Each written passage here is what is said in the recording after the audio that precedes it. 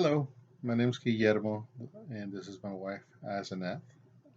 We are leading the marriage ministries here in Northwest Assemblies. We've been doing this for a little bit over 5 years.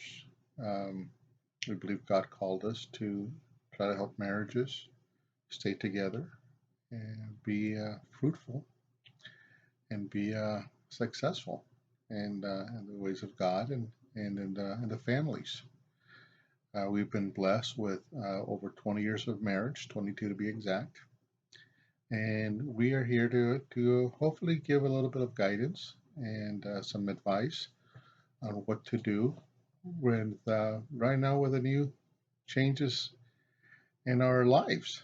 Um, most of the time right now we're used to, be on the go, coming and going as we please, um, getting what we want, instant gratification. And now we're been quarantined. Now we're home and we're seeing more of each other. And sometimes that does cause friction. So we want to talk to you a little bit about this. What happens when temperatures do flare up or tempers flare up? What do we do? Well, the Bible does tell us to let us be quick to hear, slow to speak, and slow to anger. So, what does that really mean? It means that when you're about to lose your temper, listen to what your partner has to say. It doesn't matter if it's a valid point or not. At that point, if they're thinking that it is something they need to say, it's a good idea to listen. Now, before you answer your partner, whether it be your wife or your husband, think about where they're coming from. Is it just a place of anger? Do they have a point? Are they just trying to vent? When you respond to them, speak in a neutral tone. You know, what happens when they are angry and you speak angry to them, all it does is just increases the anger. You get into more of a fight. Nothing will be accomplished. So we've had our arguments as well. So what one of the things we do is we don't let the sun go down on our anger, because in Ephesians 4:20 that's exactly what the Bible tells us to do. And there's nothing wrong with that. You have to be able to resolve the issue, um, talk it out, wait till the temper does, calm down, have your breather, gather yourself. Like myself, I'm not one to have an answer right away, so I need, to stop, think, and then be able to, come back to what we were arguing about. And it could have been in the smallest little thing, but he might have said one little thing that sets me off. So, and at the end of the argument, most of the times we realize that it was something meaningless. So just don't go to bed angry. That is one of the things that we recommend the most. Yeah, spent sometimes we've seen the sunrise, and it wasn't to be romantic. It was just something that we need to work out. Now, one thing that a lot of couples think that they have to be together. There's nothing wrong with some alone time. Sometimes, I've come from got out of work, had a rough day. Nothing wrong with telling my wife, "Hey, honey, you know what? I'm gonna go upstairs and I'm just gonna relax for a little bit, just unwind a little bit." I let her know right off the bat that it's nothing that she did wrong, Mhm. or I'm not upset with her. That way, I don't leave her in that limbo. But sometimes I just need some alone time. Sometimes she needs some alone time, so she'll tell me, "You know what? I'm just gonna go take a shower." I know I didn't do anything wrong, and but she just wants to vent or unwind. That's the other thing. When your spouse is talking to you, listen, but don't fall into the trap of one-upping each other.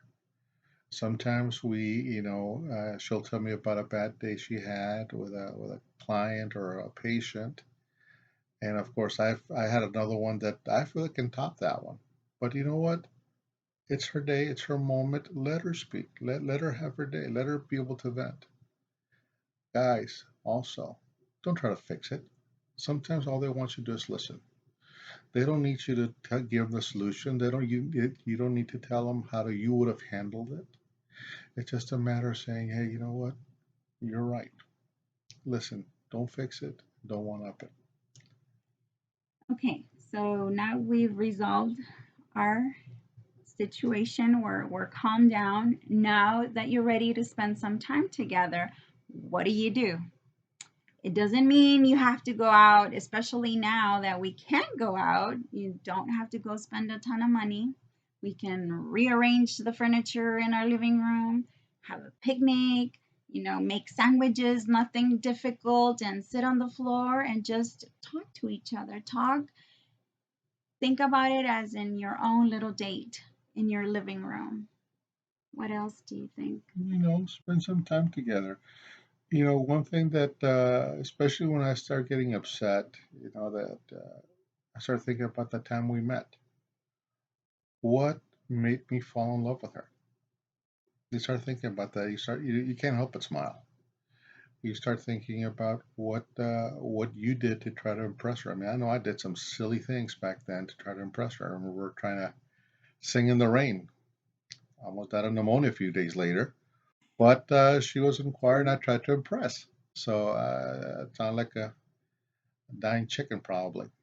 But again, you start thinking about those things, and it just reminded you that you know what, you put so much effort into getting that person to fall in love with you or that person to notice you that sometimes we forget that once we have them, sometimes we forget to put that effort. So put a little effort, do something nice. Sometimes, if she likes chocolates or she likes little things, go hide some chocolates around the house, in the laundry room, in the bed, in her purse, just little things. It again, like you said, it doesn't have to be a ton of money. It's just all it has to be. It's just a little something that when she opens it, she sees a little piece of chocolate or a piece of candy. She knows that you're the one that put it there, and she knows you're thinking about her. That little thing means a lot. Now, what do you do if you have kids?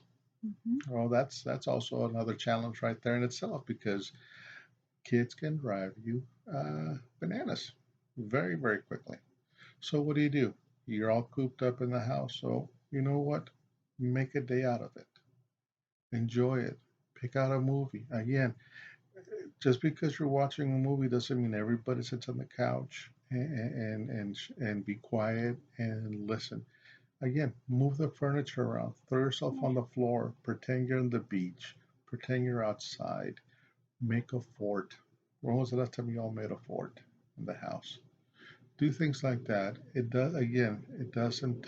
It's all about the quality of time you all spend together. Listen to your kids. They come up with some of the goofiest things, but you know what? If you really listen to them, you may start even thinking, you know what? I think I used to do this when I was their age. It may be fun to try again. Might surprise you.